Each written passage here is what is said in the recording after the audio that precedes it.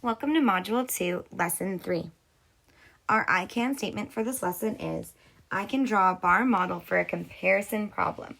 I can write an equation and use addition or subtraction to find the unknown number in the bar model. Mr. Jones set up a savings account to save for a new car. How much more money does he have to save to cover the cost of the car? Draw a visual representation of this problem, then solve the problem. Okay, so I need to think about how much the car costs and how much he has. So I can see that the car costs more than what he has. That's a greater number. So I'm going to label this as the cost. And the cost is $18,469. He has $3,553. I need to find how much more he needs. That's this section here. How much more will he need? I know that the difference between these two numbers is going to equal how much more. So I can go ahead and subtract to find the answer.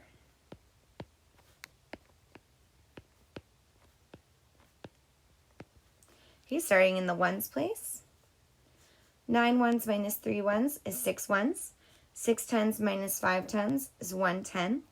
4 hundreds minus 5 hundreds. I need to regroup. So I'm going to take one of my thousands. I'm left with 7 thousands. I'll regroup that 1,000 into 10 hundreds. So 10 hundreds plus the 4 hundreds would be 14 hundreds when I regroup. 14 hundreds minus 5 hundreds is equal to 9 hundreds. 7 thousands minus 3 thousands is equal to 4,000. And 1 10,000 minus no 10,000s is 1 10,000. So how much more does he have to save? He needs to save $14,916 more dollars.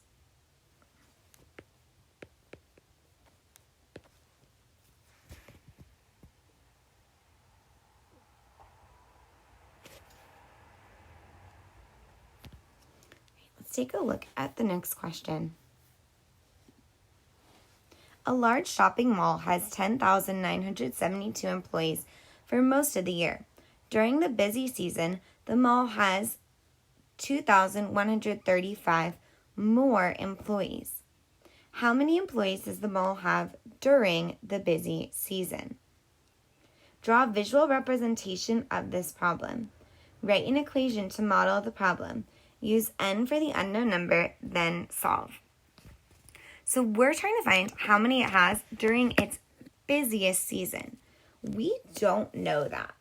The busiest season is going to be the most, and it's asking us to use n for that unknown number. We do know that for most of the year, the mall has 10,972 employees.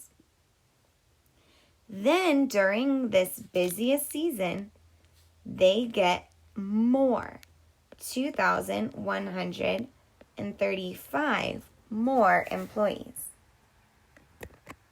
So, like the opposite of this problem where we knew the greatest value, so we subtracted, we need to add these two values to find what n is equal to. So n would be equal to 10,972 plus 2,135. Go ahead and pause the video and solve to find how many employees there are during the busy season. So let's go ahead and check. There are 13,107 employees during the busy season. I did have to regroup as I added this equation. So make sure you check your work and have that solved correctly.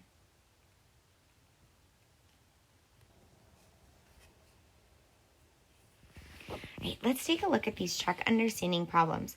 We're going to set them up together and then you're going to solve independently.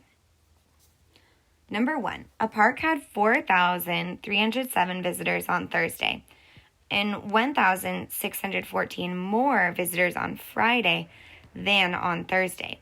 How many visitors did the park have on Friday? Okay, I don't know how many visitors there were on Friday. Okay, so I'm going to label that as F for my variable. I know on Thursday there were 4,307 visitors, and then 1,614 more came on Friday. So you're going to go ahead and solve for how many visitors came on Friday. Go ahead and pause and solve for that now.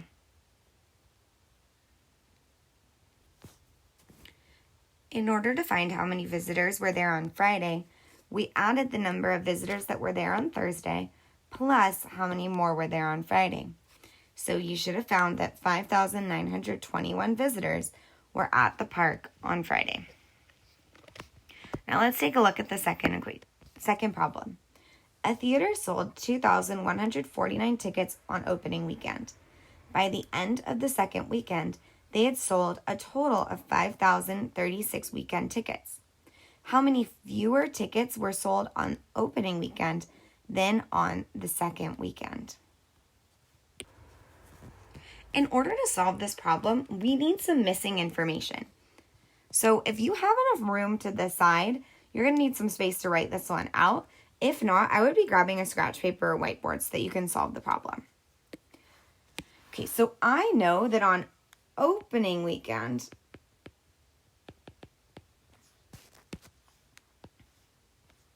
they sold a total number of 2,149 tickets.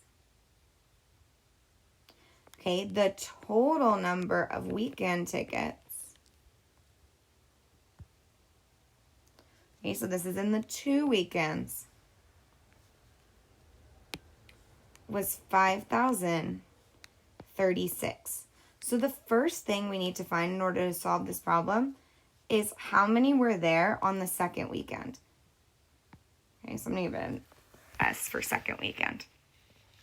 Okay, so in order to find how many people had tickets for the second weekend, we're going to need to subtract. Okay, so we'll do 5,036 minus 2,149.